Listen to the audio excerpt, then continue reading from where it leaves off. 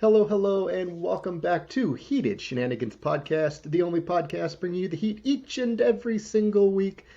I am your host, Scott, and I do not want to waste any time today getting started because I am joined today by one of the most influential women in all of professional wrestling media, the lovely Ella J. Welcome. Thank you so much. I personally don't think I'm that influential, but I will gladly take the compliment. Thank you so much for having me, Scott. You're most welcome. I've been keeping up with the Twitter and everything you've been doing, and you've been a very busy woman as of late, recently celebrating, I believe you said 6 months as a full-time Yeah. wrestling media. Yeah, full time. I got a stacked schedule. Yeah, 6 months ago today, at the time of recording this, marked my first day of full time after I had left my called shoot job, as we say in wrestling, or a day job, to go full time. Because before that, I was trying to balance a shoot job and doing all of these things part time on the side. But then I finally got it where it was financially stable enough to be full time in wrestling. So it's been a challenge, and I'm still adapting to it, but I'm having a lot of fun. And again, guys, if you've not checked out Ella's YouTube channel, definitely give that a look and a subscribe, a growing channel. So Ella, what really sparked your interest in professional wrestling? Where did the passion for it come from? Yeah, so as a fan, I feel like some of us, some people grow up fans from their childhood. I didn't really find it till my preteens. I was 11 years old. It would have been, sixth grade going into seventh grade. I was scrolling through channels on a Friday night. It was Friday Night SmackDown. I see this guy with cool face paint. It ends up being Jeff Hardy.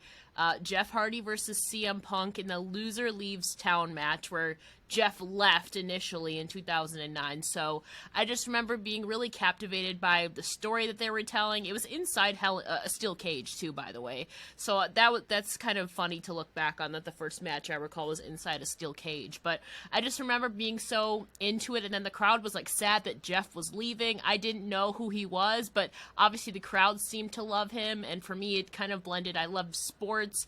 I watched and played a lot of sports growing up, so it kind of blended that together, but also the character aspect of it. So then I kept watching Friday Night SmackDown, and Mickie James, DX was prevalent. They were going into their last run as tag champs at that time, and then I started watching Raw, and then I found TNA, and so it kind of just evolved from there, but it started from Jeff Hardy and CM Punk. Let's say it's never too late to enjoy and love professional I wrestling, and you can know. really jump in at any stage of the game. So with all of the interviews, and you have done probably an uncountable amount of them, and very high profile ones, mind you, as well. How nerve-wracking is it for you to get ready to prepare and study for upcoming interview? It's definitely not as nerve-wracking as it used to be, but it's also dependent on the guest. Obviously, I normally interview a lot of the independent stars. That's kind of where my basis started out, was interviewing a lot of the independent stars on our Wrestling Gal, specifically a lot of the female talent. So for me, I'm kind of just used to that, but there is still a few figures where I'm I really look up to them, and I'll sometimes get nervous. But I don't really get nervous a lot anymore if it's the indie girls, because I feel like I've worked up a good rapport with a bunch of them, and I'm familiar with their work, and I respect them. But definitely when I've gotten some of those more high profile ones, say I had the Royal Rumble, I was invited to do media for that. That was extremely, extremely nerve-wracking going into it, especially when that happened so last minute. I didn't have much time to prepare at all. I was extremely nervous, but once I got into the rhythm of it, I got really comfortable after a while. So then after, they kept coming, Bianca Belair, the Street Profits, Austin Theory and stuff like that, it just became more natural for me. So I'm almost always kind of nervous going in, but I feel after a while your nerves just kind of settle down, and it takes time too as you get more confident in your work. Even then, I had somewhat of a plan. I think I've been able to be more confident because I at least go in with somewhat of a plan. But most of the time, if it's virtual ones, I always have everything scripted out and stuff like that. So I'm confident. I know I did my research, but definitely in some instances, I definitely still get nervous. Say the research is the biggest part in Oh my yeah. opinion, because there's so many outlets for interviews and for just talking with professional wrestlers, and you don't want to ask the same questions that they get asked 900 times.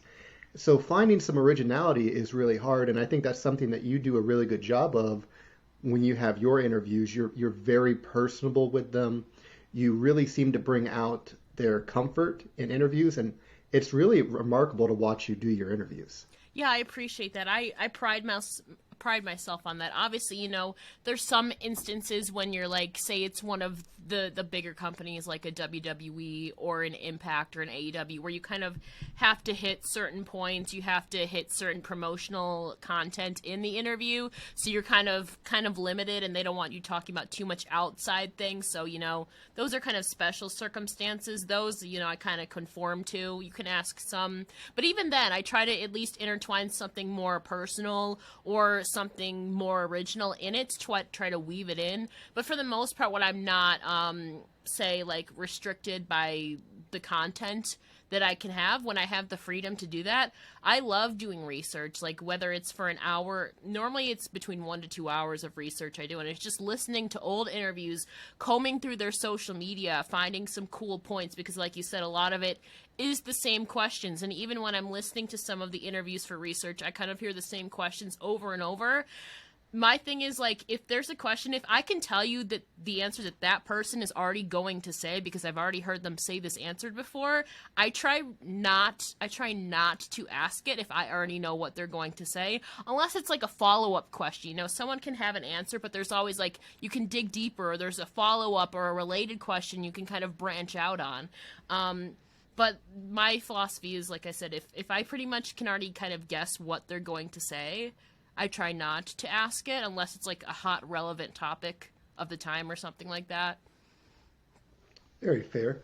So, over the course of being a professional wrestling fan and being at all these amazing events, what would you say is the best story that you have seen told in a wrestling ring? Not necessarily a Oh. match, but the psychology behind Oh. what you're watching.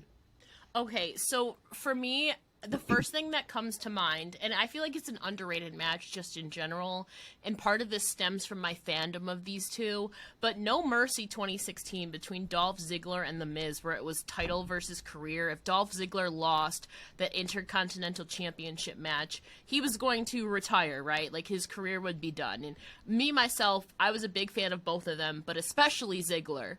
Like any Ziggler fan knows, the struggle. You always expect him to lose, but then you get that little teensy weens of hope, and then he gets screwed over, or it looks like he's going to lose. So going into that match, I was fully prepared. I'm like, wow, I'm just so jaded of them kind of making him lose all the time. I thought he had no shot at winning, to be honest, just because of patterns. And so the storytelling in that, from I believe Maurice like sprayed hairspray in his face, and because Maurice was at ringside, and the Spirit Squad came in and tried to screw him, but against all odds, Dolph Ziggler defeated the Miz. He defeated the interference from Maurice, from the Spirit Squad, from the Miz, and all his dirty tactics, and he won. He doesn't have many moments in his career where he's come out on top like that, but that one, especially as a Ziggler fan, was really emotional. I think the storytelling was just beautiful, and I think it's a really underrated match.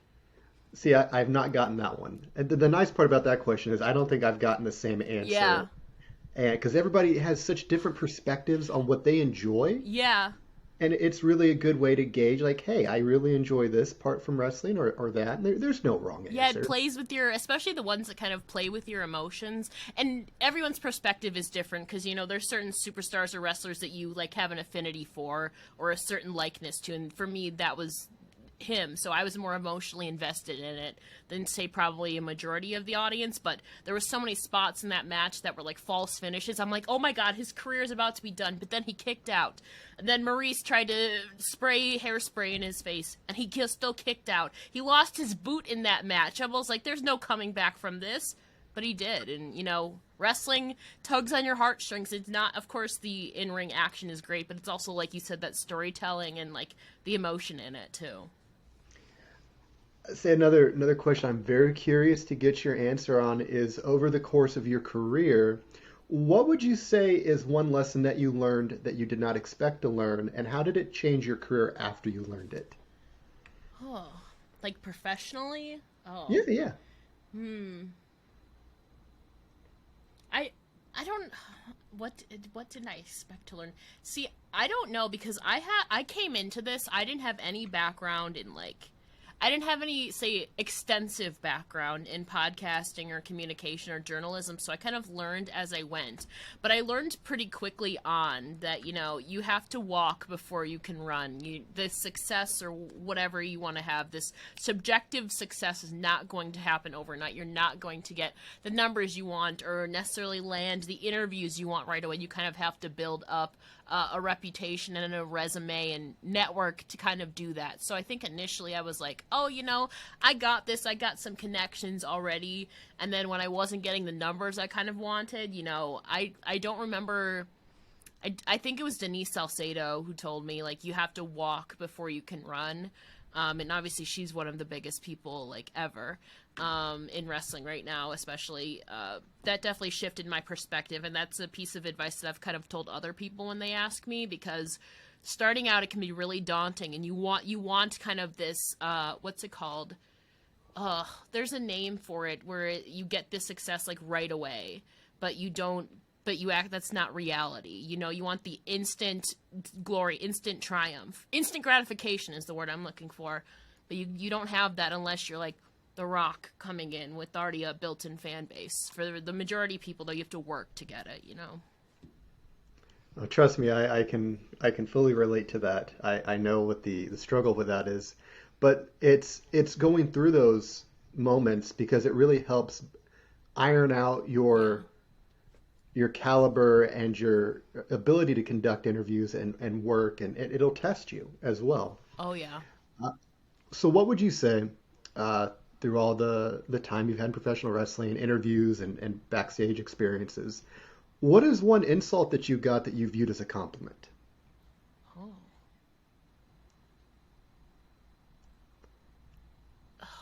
Oh. I don't know. There's definitely some, like, they weren't necessarily, what's it called, like, straightforward insults. Like, there's been some backhanded stuff, but I think just in general, I sometimes still get a lot of stuff, because a lot of my brand initially was women's wrestling, and so people would try to, like, fight me on certain things about how, like, women aren't as capable, like why are you investing so much time in this? But obviously, if they're saying that, if they're pointing out, like, why are you fighting for this, I feel like that just makes it like that just kind of makes me think that, oh, I guess people are starting to notice that I'm, like, fighting and giving a spotlight to women's wrestling if they're trying to start to fight me on it, if that makes sense like that. I think that means I've kind of established myself as one of the go-to people for women's wrestling. One person, I'm not that I didn't hail this myself, but one person told me one time that I was the queen of women's wrestling, which I took as a great compliment. So I think that, especially because I have so many, not a lot anymore, but there's still a good amount of people that will still try to, like, fight me on women's wrestling. So I guess that means that they know that that's kind of my brand and my shtick, and so I think that's kind of cemented that I've established myself as, like, a women's wrestling person, I guess. And speaking of women's wrestling, you had actually made a tweet about the lack of Yeah. women's wrestling on the independent circuit, and I definitely think that is something that should be addressed. Uh, and honestly, you're right. There's really not a whole lot. There's a few feds that are strictly women's wrestling, Yeah. but majority of most cards are predominantly male. Yeah. One match or zero matches for the women. And that kind of came because there's one of my local promotions here who literally has not had a women's match since, I want to say, September of 2021. So you think that's like 18 months right there, 18, 19 months right there? It's just insane. And the thing is, there's so many women in the Northeast or even beyond that they could bring in, but I don't know the reasoning why. Some people, when I tweeted that, some people said that, like, the women's wrestlers were too expensive or something like that. But it's like we're in 2023. If you don't have a women, like I don't understand the logic in not having representation on this. I just don't get it personally, and it's unfortunate. Like you said, there are some all women's wrestling federations. I work for one of them, for Capital Championship Wrestling. You know, there's a ton across the states. Mission Pro is there. There's Pro Wrestling Eve in the UK. There's a bunch that I'm just blanking on right now, but for the majority of them are male dominated. You know, this has been a male dominated industry for centuries upon centuries. But to not even have, a lot of them have 0 women. If not, they only have 1 women's match or 1 woman on the match, period, because they couldn't find an opponent for her, which doesn't make any sense to me. Here in Indiana, where I live, there's a lot of intergender wrestling. Yeah, which is great to me, you know. But the thing is, there should be more representation on your card, you know, just across the board, not even for women, but other people, you know, of other different concentrated areas that you should want to be more diverse on your card and your roster, you know? Oh, 100% agree. And there's the excuse that they're too expensive. They're not all expensive. You have your top ones like your Shauna Reed or Charlie Cruel. You have your biggies up there, but there's a lot of up and comers like Rachel Armstrong, who is an incredibly young talent. You just gotta look. I know. And the thing is, like, I have a whole Rolodex. I can give you a list. That's my specialty. I shouldn't say specialty, but I feel like I have a good, at least for the U.S. side, I have a good basis, a good read on, like, some of the upcoming talent. But, you know, every day, you know, there's talent that not everybody knows about, but I love finding and discovering them. So, like, there's so many people who can literally help you. Like, I bet you there's a ton of fans who can give you suggestions, you know? It's not that hard to do a little bit of research. You talking crazy here. You mean listen to the audience? I know, such a foreign concept to some promotions.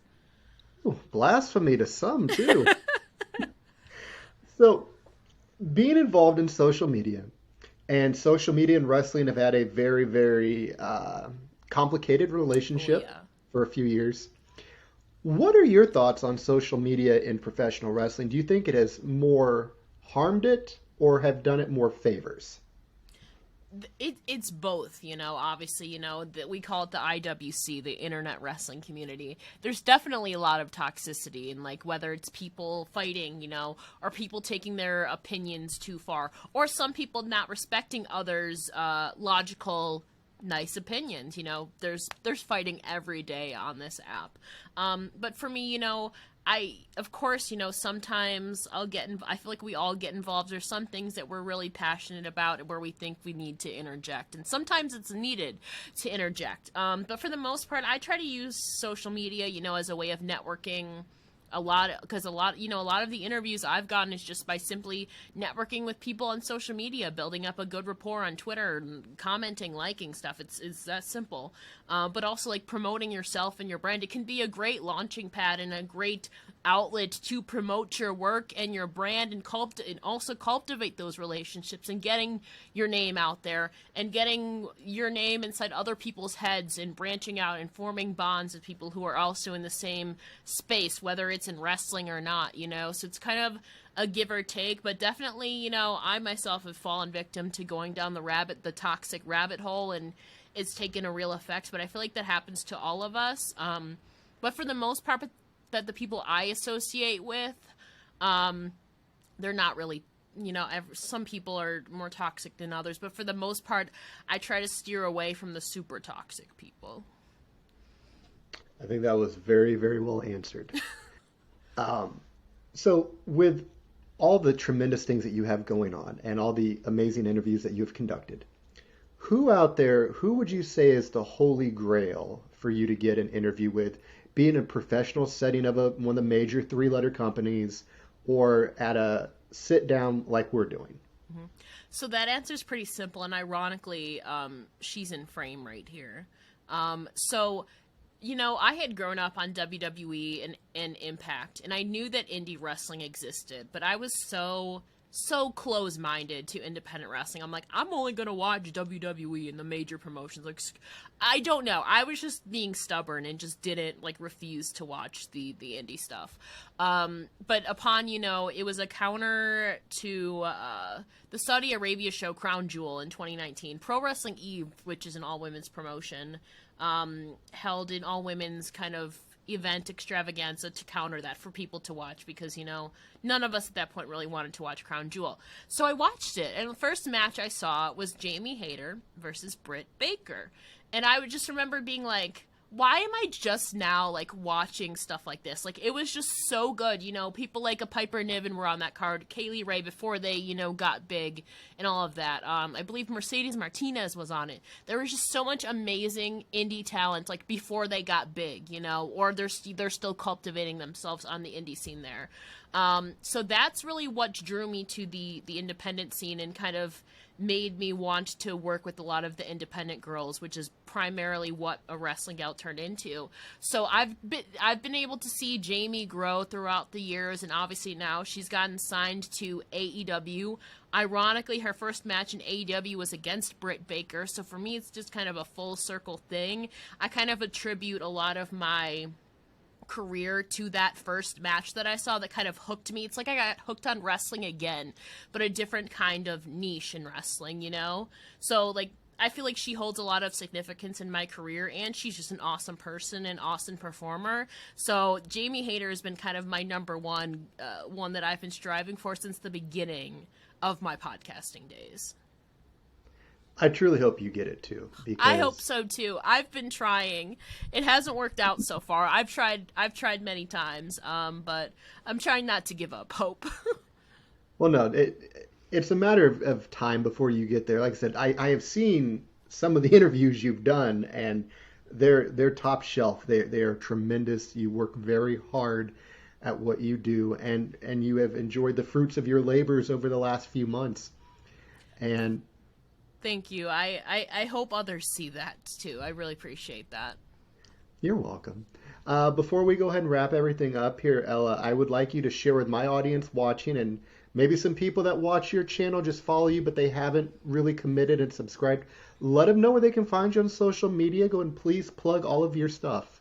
Yeah, so, I do a lot in the wrestling space, a lot of writing, podcasting. Everything is available I'm most active on Twitter, so you can follow me there at It's Ella J. If you go to the link in my bio, you can find all my links to all my writing and podcasts all in one place, because I work for a multitude of sites for writing and podcasting and everything, so it might get a little confusing, but I'm having a lot of fun kind of dabbling into all these freelance opportunities, and like I said, hopefully soon I can get down a path and get some of those dream interviews. We'll see, but yeah, I do a lot of writing on the daily wrestling news for WrestleZone, Wrestling Inc., SE Scoops, doing a bunch of interviews for also WrestleZone, Capital Championship Wrestling, Women's Wrestling Talk, a bunch of the stuff. That's the easiest way to find me. All right, well, guys, I first want to thank Ella J again for taking time from her very busy schedule to join us today. And guys, I would strongly encourage that you go check out A Wrestling Gal on YouTube. Please do subscribe. A lot of great content to sit down and enjoy on your drive or your everyday life. And for Scott here of Heated Shenanigans Podcast and my guest Ella J, would like to wish you a very, very happy and safe rest of your week. And we'll see you guys the next time.